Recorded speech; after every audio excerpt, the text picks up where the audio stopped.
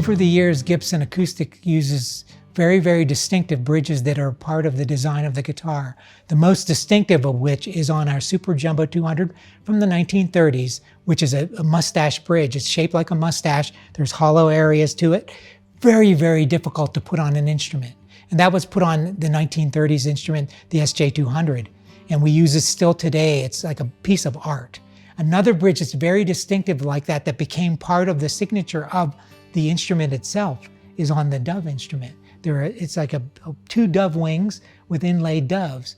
Other bridges are typical of the early 1930s, were straight bridges with the nut would go through an open slot, which actually sound very good. Recently, over time, we use a belly bridge on many of our other models. A belly meaning it has a little curve to it, but our belly points the other direction. It points toward the sound hole, which is sometimes called the reverse belly or the belly up bridge. And people love the sound of that and the look of that. So the bridges are a part of the instruments these days that became a part of their celebrity look and sound. They're as much of a part of the instrument as the woods used. Every application is different. It adds a lot of complexity to the building of the guitars when you have this many different types of bridges, because the fixturing, the creation of the bridges itself is a complex process. But we feel that's part of the visual dynamic that makes a Gibson and makes us unique in the world of acoustic guitars.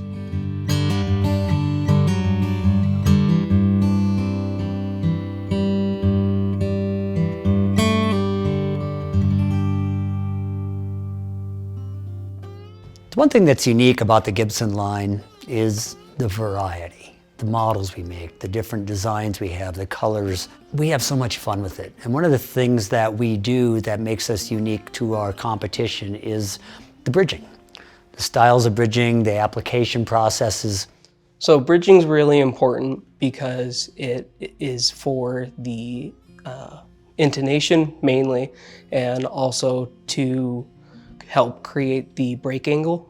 The hardest bridge to put on would be the mustache bridges because of the internal windows that you have to cut out.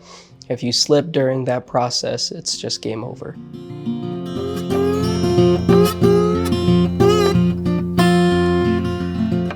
Even within similar bridges, there are variations.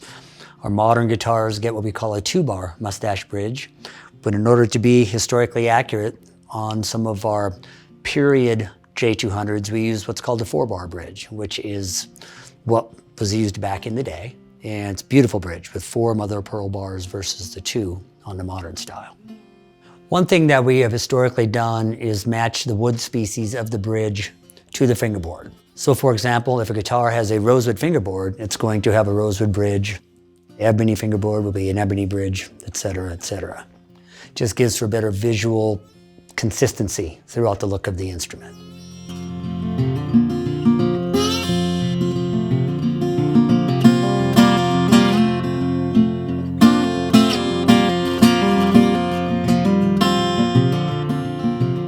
We start off doing a rough carve of the bridges on a CNC. Gives us our basic shape, basic dimensional accuracy. But when it comes off the CNC, it's still really rough. It needs a lot of work. We have luthiers that they will sand, they will clean up, they will install like the mother of pearl bars on a mustache bridge or the dots on a J45 bridge, just depending on whatever the specifications call for. They will sand it. And another thing we do is, because the top of that guitar has a 28-foot domed radius, we actually radius the bottom of the bridge to match that top, so that way when the bridge is applied, it has better adhesion, there's not as much tension on it to make that bridge want to release if that's at all possible. So first, we sand down our bridge planks that are over there, and then we run it through a CNC. We put the inlay in it too, and each piece is like clearly uniquely different, so you have to make it look best matching as you can. So each one is unique, but it's really cool seeing what you make out of it. I enjoy making the bridges, creating something that pretty. The inlays themselves for the bridges is all cut on the CNC. They will set it in the cavities. They will, in this case, sand it down flush with the wood, and at that time, if there is any perimeter around the inlay, the sawdust from the sanding will fill that in nicely. And then when they buff it and clean it up, it looks like just the perfect fit. No gaps, no seams, nothing visible at all other than just a perfect fit piece of inlay.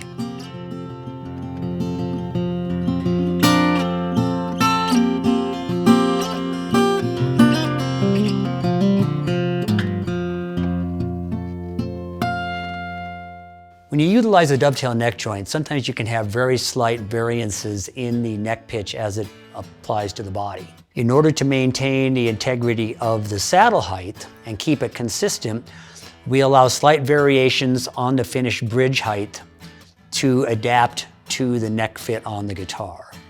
They have jigs and tools they use to measure. They will figure out what height the bridge they need on that specific guitar. Then they will go and look at a stack of that correct style of bridge, height the bridge, and find one that the wood grain and coloration matches the fingerboard to the best of their ability before they put that on the top of the guitar. So there's 3 different sizes of bridge height: 270, 300, and 330 thousandths of an inch. And that's really important because if it's too high, then there will be too much action and it won't sound right. If it's too low, then it will actually create string buzz and dead noise. When you use nitrocellulose lacquer, one of the things that comes up is in the bridge application, wood will not glue to lacquer and hold. The structural integrity of that adhesion will not be strong enough to maintain playability for a long period of time. So what the bridgers will do is they will select the bridge, the correct model, correct wood grain to match the fingerboard. Using tools and jigs, they will figure out exactly where that bridge needs to be, because if it's not in the right place, the intonation won't be correct. They will pin the bridge using 2 little holes under what will be the saddle slot to the top of the guitar.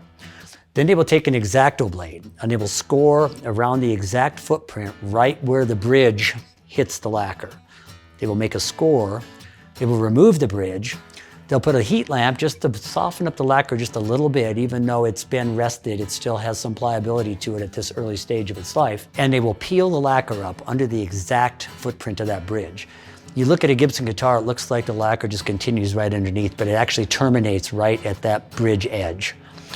Once they get that lacquer peeled up, they're back down to bare wood. Then they can apply the glue to the bottom of the bridge, set the bridge on the top, and they have special clamps they use. And you need a lot of pressure to get that glue to hold the bridge down, but you can't put a lot of weight on the top of a guitar. So they have clamps that come up from the inside and then come down from the top. It's a sandwich pressure, so to speak. That will hold that bridge in place for the 45 minutes to an hour till the glue is set enough that they can remove the clamps. And at that point in time, then they will clean up any glue that might have oozed out from the pressure, just make sure everything looks good, and it's a fascinating process. Our engineering team and design team have created incredibly accurate tooling and fixturing to give the bridgers the tools they need to measure what height the bridge is going to go on that particular instrument, so that way the saddle height is consistent, the playability is better, and just the tone of the guitar is affected by the downward pressure on the saddle at the right angle. Once the bridging process is complete, the guitar is then ready to move into the plec area of final assembly. The bridge's function is certainly to suspend the string over the top, but the bridge's most important function, in my opinion, is the vibration is transferred through the bridge and the saddle. So the bridge is crucial for the sound vibration as much as the neck is crucial, the neck joint I've been talking about, sending the vibrations into the top. The most important thing is to get as much of that vibrating string sound into the top so that the top can do its magic. That's why the top is designed like a speaker. It's waiting for as much signal as you can give it. The bridge is a really important part of that vibration.